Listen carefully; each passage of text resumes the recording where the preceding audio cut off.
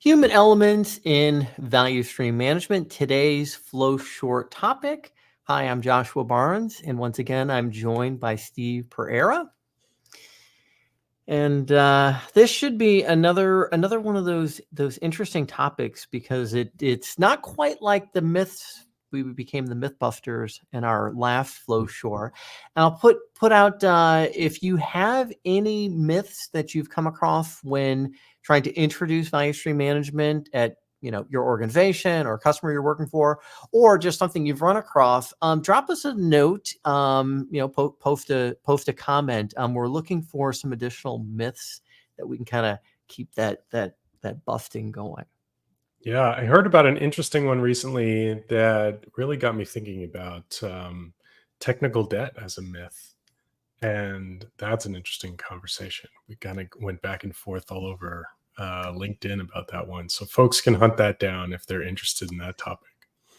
Yeah, I think I'd seen a comment or two that you had made on that. Yeah, tech debt and process debt and all the other forms of debt that we can actually see is always interesting to talk about. So on today's topic in the blog post that it's based off of, there were a couple of items that we'll go through. And the first one is related to value stream mapping, and nobody likes having their baby called ugly. And we see this, right? Especially when you're really taking a look at how things flow in the area that you're kind of putting underneath the microscope. And yet there are things that maybe aren't going to be very efficient. There are things that maybe people have created and they're very proud of. It's just not working very well. And this is one of the ways that we start to see some friction with people in different ways of just, changing of way of working, where it's pretty clear something's going on right in that space. Yeah, I agree. I think, it's always uncomfortable to step away from the work and think about how the work is going, because we have to ask ourselves if we've been wasting our time. Right. It's very uncomfortable. Yeah. And, it's also something that we can see at times. I mean, where maybe somebody's role is going to change, or somebody's role is maybe not needed, or a big portion of what they're doing, because of some of the inefficiencies and because of some of the things that, I mean, if I like to relate this back sometimes and use examples of things like the airport. I know for any of you that maybe have flown out, I don't know if it's the same way in Canada, but in the US, they've invested TSA has invested a lot of money on these really nice looking machines with these bins that you put your luggage in, or your items that are going to go through and be x-rayed. And it's dreadful. I mean, it takes so much longer than it used to. I mean, it looks really nice. I'm sure that people were very proud of that implementation, but it's looking at things like that where there are things that are potentially going to need to change and maybe should have changed long ago, either minimal change or a pretty significant change. And there are going to be people that are going to be very unhappy about that. Yeah, I mean, TSA is a great one, because we're kind of inspecting work items, right? I mean, you're kind of scrutinizing the flow of work in a very tangible way. Everyone knows what that feeling is like, where you feel like everyone ahead of you is going too slow, and there's something that they could improve, right? And I feel like this is a very common thing inside of organizations. Is if your house is in order, or you feel like your house is in order, everyone else is compromised for some way.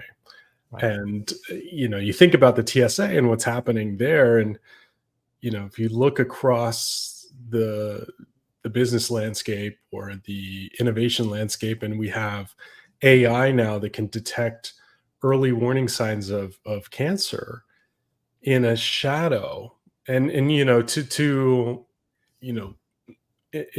a way that is unbelievable, but is proven to be highly effective. And we still have people looking at these radar X-ray scans, and they have to focus their attention on a screen, and that's one of those jobs that just has to go away, right? I mean, Yeah. there's just no way to get to the level we need to be at with a person looking at a screen, and it's not even humane, right? I mean, it just seems like a cruel job to begin with, and it's, we all know that that person could use their talents elsewhere to greater extent, but it's going to be a very uncomfortable transition regardless. Yeah. Yeah, and using the airport example, it's also really good to think about like the types of cues that you see and what can be done, right? I don't particularly care for when I used to fly pretty frequently. There was a time where I was doing about 200 flights a year, so I was in and out of airports quite a bit. And so TSA sometimes they'll give you the little tracker, right? They'll write down the time that they handed it to you, and Mhm. then you're gonna hold on to it and keep it until you get all the way through and you're through TSA or through the checkpoint. It's like, but you could just look that there's like 500 people in all these lines. I mean, open up some more lanes if you've got people available. You don't have to wait for my little card to come through that has been written on with a Sharpie. Those are the types of things that when we're doing value stream mapping, or we're taking a look at the processes in place, and seeing where we can make changes.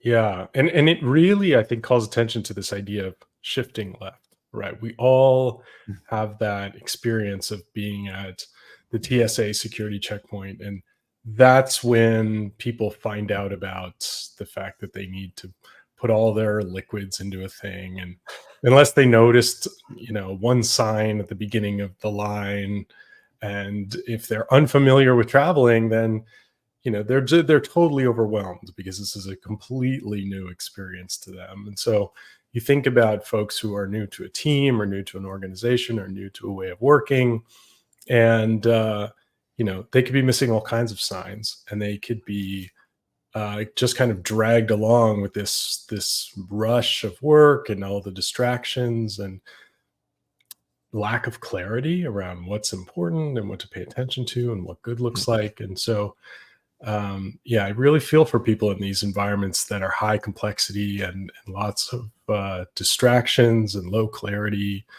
There's a lot that needs to go right to get this working effectively and efficiently. Yeah, and also just what happens, like the state of readiness, where there might be some people that are a little overwhelmed because they haven't traveled in a long time, or maybe they are still very new to travel. But when you don't have what's needed, right? You don't have your ID or whatever it is that they keep repeatedly saying, this is what you're Mhm. going to need. Be ready when you get up here, because that is going to have an impact on everyone behind you. Yeah, the one saving grace of paying extra for Nexus or whatever your pre-screening is that that's really self-selecting into the fast lane, right? Saying that I Yeah. am not going to be fumbling through this process. I'm optimizing for the fastest route. I want to pay extra for the express lane, or to be in a lineup of people who are ready and eager to go as fast as possible. Yeah.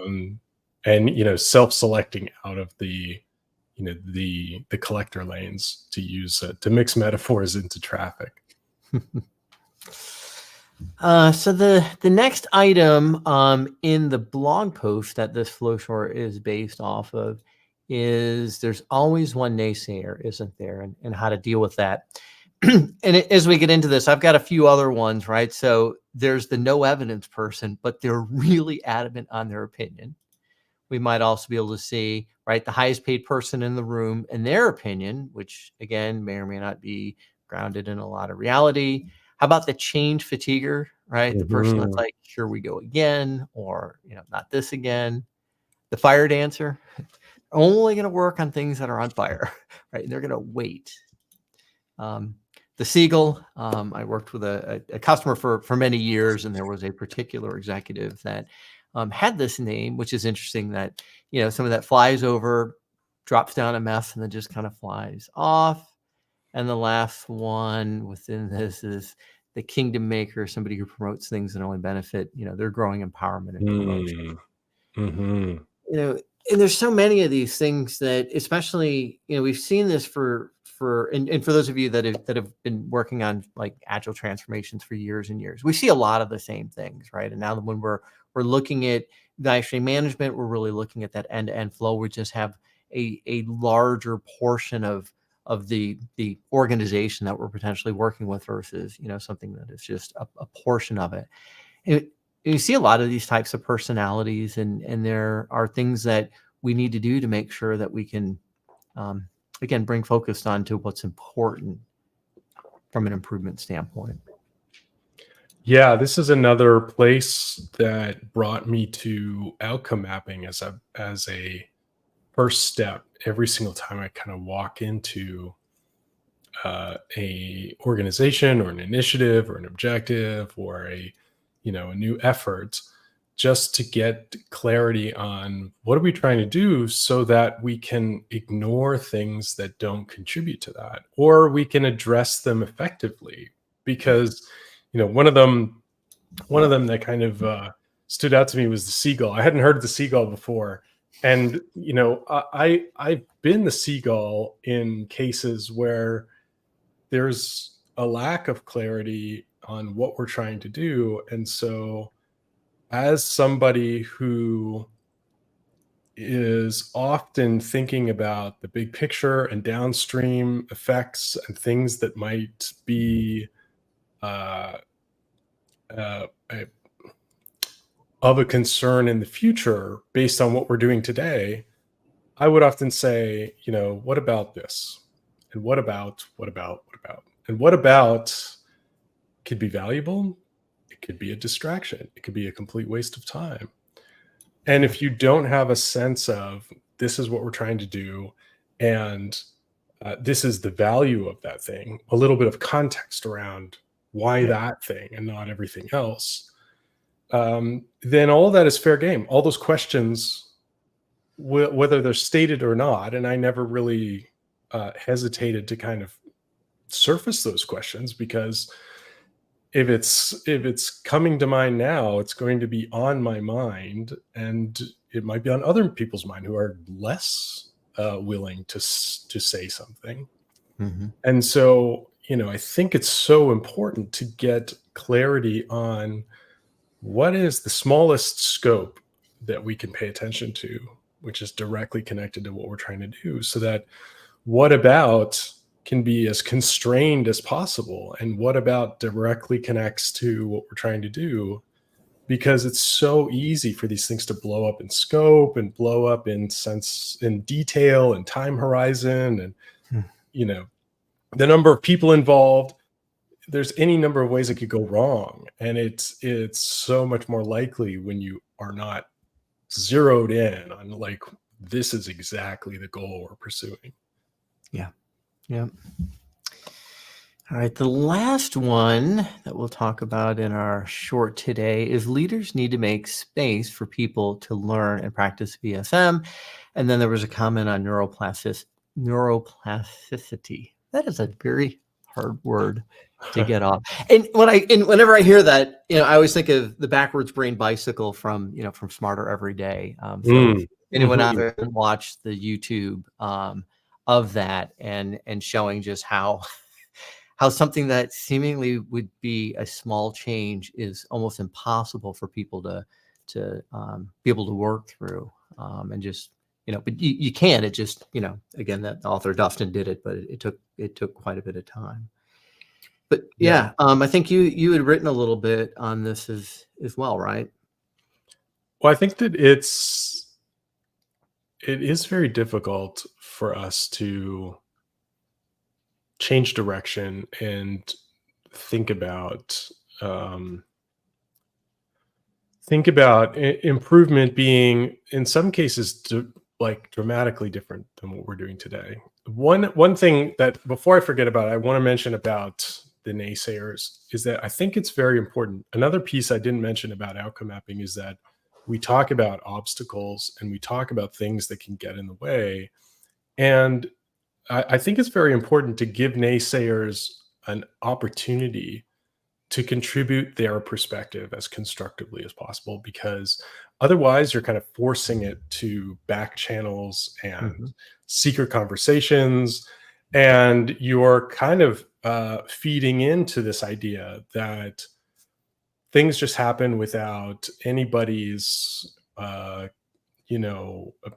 opinion being considered, without consulting the experts, and that no one cares what the employees think. It's just going to be forced through by management, and we're all just cogs in the machine. So I think that it's very important to give people time and space, and it can be constrained, and it's very helpful to say, for the next 5 minutes of the exercise, jot down everything you think could go wrong with this, and all the things that are headwinds that we'll have to overcome, because those are sometimes the canary in the coal mine. They can be enormously valuable. So that's one human element thing that I think is very important, is giving psychological safety is for positive contributions, and negative experiences as well, right? People who have complaints and grievances and concerns and fears and worries, that is all part of psychological safety. It's not about happiness and positivity all the time. It's about, well, this has failed 15 times before. I'm very concerned that this could fail again if we don't change something about what we're trying to do here. So I think that's very, very important. Back to keeping this as short, I think that when I'm thinking about this idea of continuous improvement, and I think the question is about mindset. I think that mindset is very problematic to me. I don't really think that there's a lot of power in thinking about mindset, because to me, mindset is not something that we can consciously craft as much as we can kind of create conditions for seeing things in a new way. And, we all have that experience of like seeing something that we can't unsee. And once we have a new model that appeals to us, and it changes the way that we see something, that to me is mindset shift. It's not a question of try to see things differently. I don't think we're very good at that as people. I'm not. I don't know many people who are. But if you can give people a more appealing model or method of thinking about something, I think it's very natural for people to kind of shift to that thing that's more, better fits the way that they see work, or, better describes the way that they see things. So I don't know, Joshua, what do you think about this idea of mindset? Yeah. So for me, it really comes through experience, right? I mean, that's how we're going to see people's sort of way that they're thinking or approaching things. And so one of the things that I try to do when the topic of mindset comes up is use a lot of examples around, well, if we start to see like this type of behavior, or kind of paint that picture of, hey, if we all did this thing, or we tried to do it like this way, look what it would get us, right? And so use some examples, use some behaviors that we want to see, but the only way it's going to happen is, it's got to come through experience, and through experience, then again, the way people think changes, the way they approach things, we'll typically see a positive change. And going back to the backwards bicycle thing, I mean, you experience that, and then again, if you keep experiencing it and you have to think a different way, eventually you can, we can see people get there. Yeah, I agree with you. I think the easiest way to make this happen is to really guide people through doing something in a new way, so that they see what they're doing from a different perspective. And Right. I think that's very powerful. Yeah. All right. Well, I posted, let me get back to, yes. So Jonathan, I did make sure that on both LinkedIn and on the streaming to the YouTube channels, that the link to the blog that this is based off of, should show up everywhere, assuming that the streaming is working properly. Um, we are, again, as I mentioned, we're looking for some of those other myths that we can help bust to raise people's awareness. And for those of you that joined us live today, and as well as those of you that are watching this on replay, thanks. Post any comments that you've got, and we'll see you on our next Flow Short. Thanks, folks. Thanks, Joshua.